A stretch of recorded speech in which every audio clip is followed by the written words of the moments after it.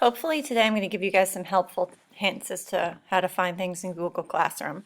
So this is kind of the page where all the kids' Google Classrooms will show up together, and I am using my son's page to kind of show you, and I have added him to my history class to show you what that would look like even though he's not actually in it. So here you'll see some recent posts will show up right here, okay? In the top left-hand corner you have the to-do list.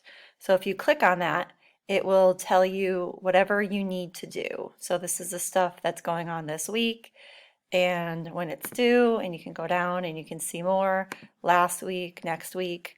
This is kind of overwhelming because you see everything at once, but it can be useful. You can see what's missing. Okay, that's the one from my class, and you can see which things are done. So that's one way to look at it, but that's going to give you all the classes. Okay, if we go back here, you can pick on a specific class. So let's say you want to see what your child's missing in history class. So I go to his classwork page, and here's all the things that have been assigned, but if I go up here to view your work and I click on that, that will tell me what has been turned in, what is missing, what has been graded, and what that grade is. And also what will happen is if there are comments or attachments, I can see those. So if I go up here to this bubble where there's a number 1 and I click on that, it'll give me a comment. Good job summarizing, but what are the actual details you used to figure this out? So if they didn't get full credit, there'll be a comment there. Why? Or if I click on this, 0 out of 4, you have not completed the assignment. It should say your form is blank. Sorry, I did that quick this morning. Your form is blank.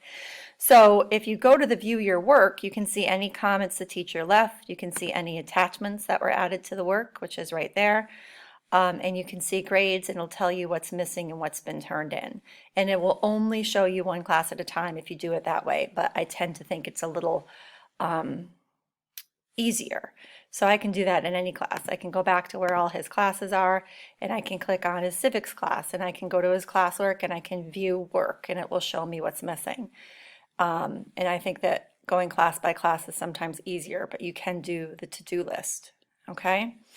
In order to do this, you go in your Google Classroom with your kids. So I have Google Classroom on my phone. You can download the app, and I have him logged in on my phone, so I can just scroll through my phone and just check really quick what's missing.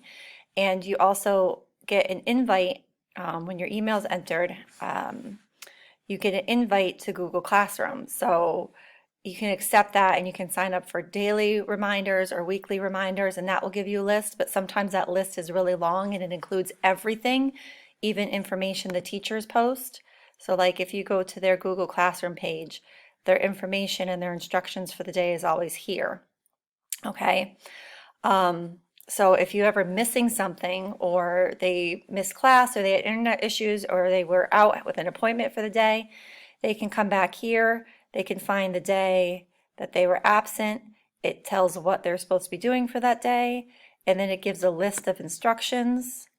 Of course, they'd be missing out on any parts where we would meet and talk about it, but pretty much everything they need is going to be there. An instructional video, an activity, and then at the end there's always whatever the assignment is for the day. Go to the classwork section and work on today's assignment.